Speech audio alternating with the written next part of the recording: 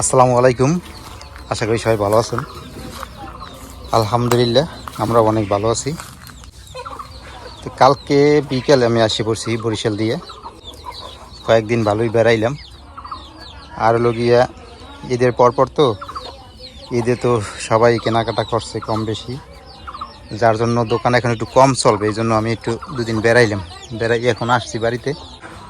আসছে আগে আসছি মনে করেন এই পেঁপে গাছটার কাছে। এই পেঁপে গাছটা এই যে বাঁধিয়ে রাখছি, দেখি যে টেঙ্গি ছাড়ছে কিনা। তা তো টেঙ্গি টুঙ্গি কিছুই দেখি না, আবার মরে যায়, বড় গাছ তো সম্ভবত মরি টরিয়ে যাইতে পারে, কারণ টেঙ্গি এখনো তো দেখি না। টেঙ্গি তো ছাড়ার কথা।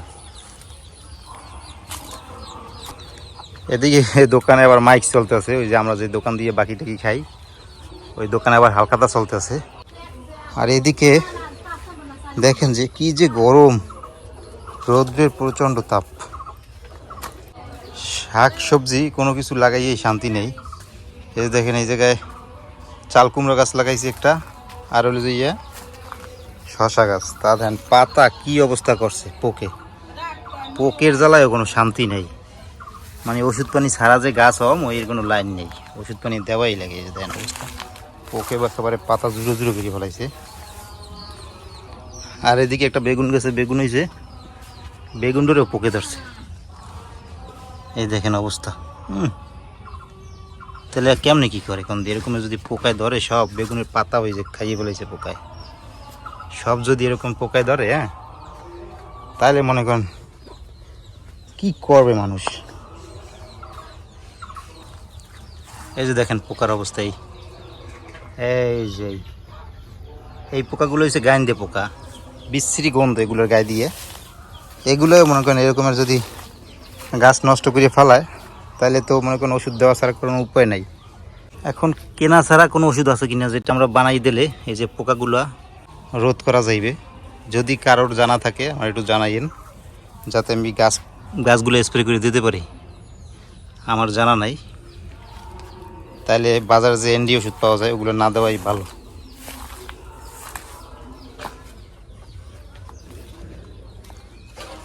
আর মাশাআল্লাহ এই জায়গায় যে করলা গাছটা খুব সুন্দর হয়ে উঠছে। এই যে দেখেন করলা গাছটা কিন্তু বেশ ভালোই হয়েছে। এখন সব গাছই বড় হয়ে গেছে। এখন এই জায়গায় হইলে যাইয়া আমরা উপর দিয়া উডনের উপরে জাকা দিয়ে দিই, যাতে এই গাছগুলো বাইতে পারে। মরিচ গাছগুলোর অবস্থা দেখেন কী অবস্থা, পাতা সব বইটে রয়েছে। এরকমের পাতা বড়া রোগে ধরছে না কি যায় অবস্থা। এই গাছটা মোটামুটি ভালোই ধরছে, এই যে ফুল টুল ধরছে। এই গাছটায় মরিচ হইবে। এই গাছগুলো হয়েছে যে এই যে মরিচ আছে না, এই জায়গা দিয়ে মরিচ পাকাইয়ে তারপরে বীজ করছি। এই বীজ দিয়ে এই গাছগুলো হয়েছে। এখানে যে গাছগুলো দেখেন, এই সব গাছগুলো কিন্তু এই মরিচ গাছ। এই যে এইটা যেই মরিচ ধরছে, এই মরিচ গাছগুলোই কিন্তু মূলত এই জায়গা লাগাইছি। তা দেখেন কি অবস্থা, পোকাই সব খাইয়ে ফেলায়।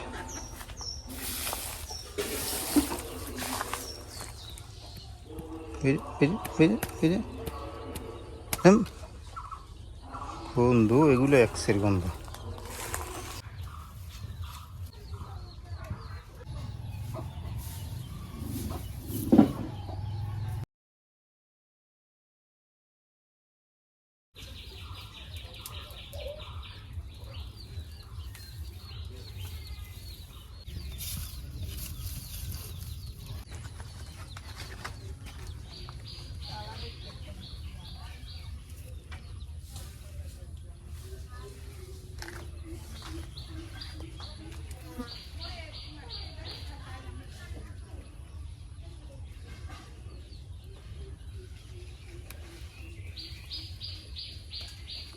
না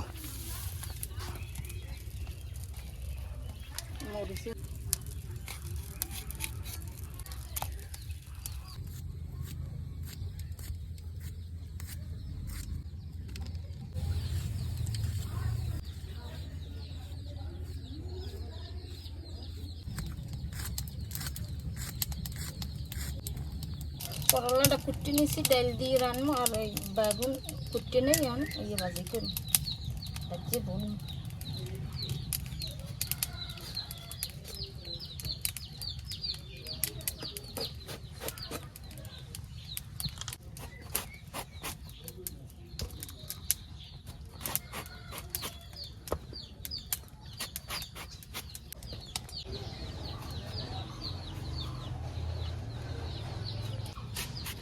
তালের মতন।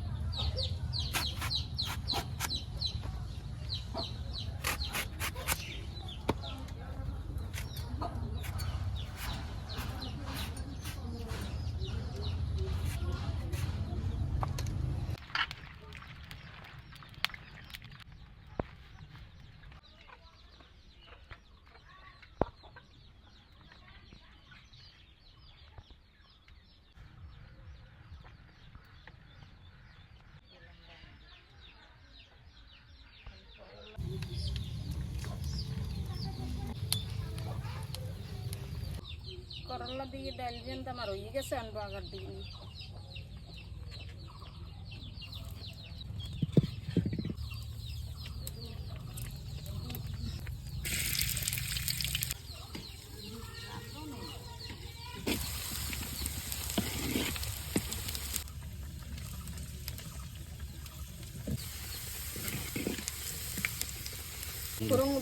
হয়ে গেছে, এখন আমি ডাল দিয়ে দিই।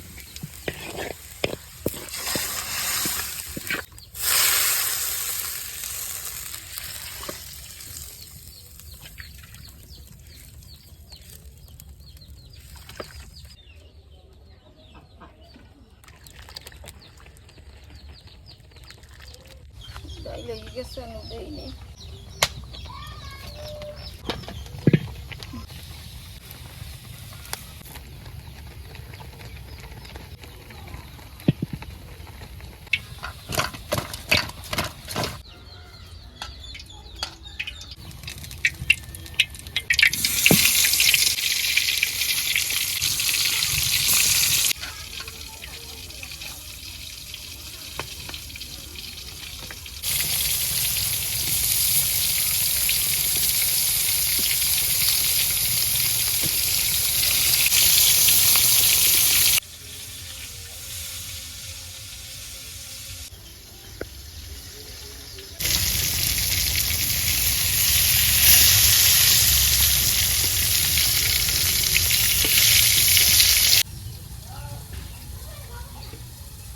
বেগুন ভাজা হয়ে গেছে, এই দিয়ে এই দিন আবার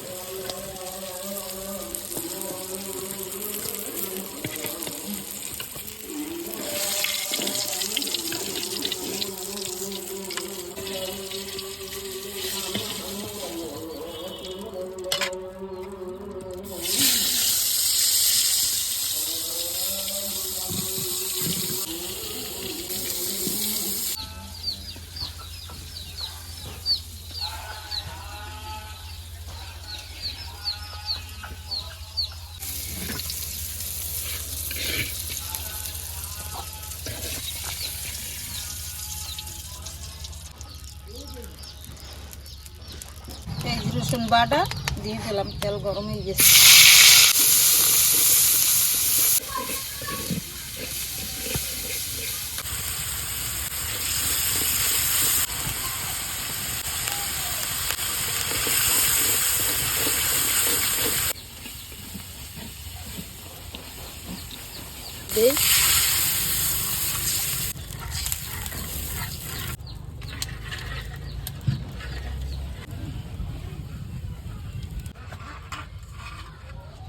গরম হয়ে গেছে, আর আমি দিয়ে দিলাম বেগুনটা।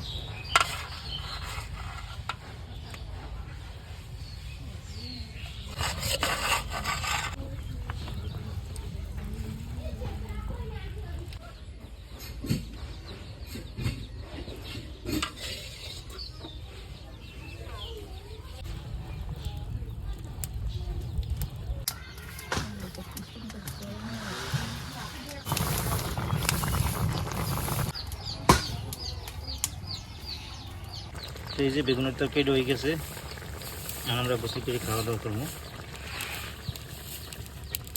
আলহামদুলিল্লাহ দুপুরে খাবার খেতে বসলাম। নাই কারেন্ট, এই গরম গ্রামে টেকা যায় না, এর ভিতরে থাকে না কারেন্ট। কারেন্ট না থাকলে এই গরমে কী যে অবস্থা হয় তো সবাই বোঝেন। গরম গরম খাবার, কারেন্ট নাই, পরে সেদ্ধ হয়ে যাওয়া লাগে গরমে। তো আজকে কী রান্না হয়েছে তো দেখলেন, সে বেগুন ভাজিয়ে বনছে, আর হলে করলা দিয়ে ডাল রান্না করছে।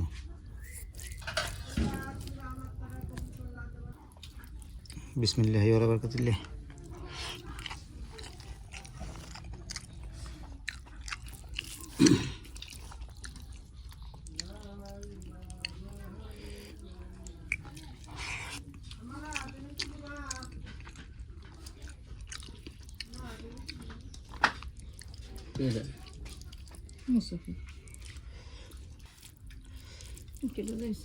বেগুন ভাজাটা অনেক মজা হয়েছে।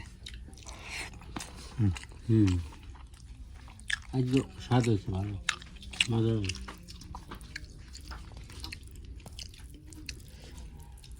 আর করলা দিয়ে ডাল।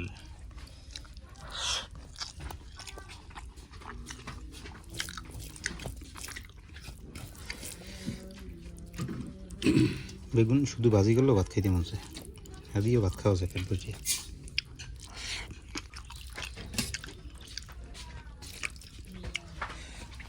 তো আজকে এই পর্যন্তই। সবাই ভালো থাকেন, সুস্থ থাকেন, আল্লাহ হাফেজ।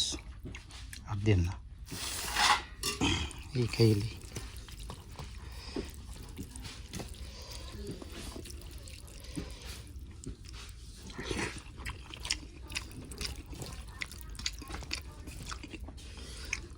বেগুনটা জানিস ও মামুর দাও দি, মামুর সাথে দাও।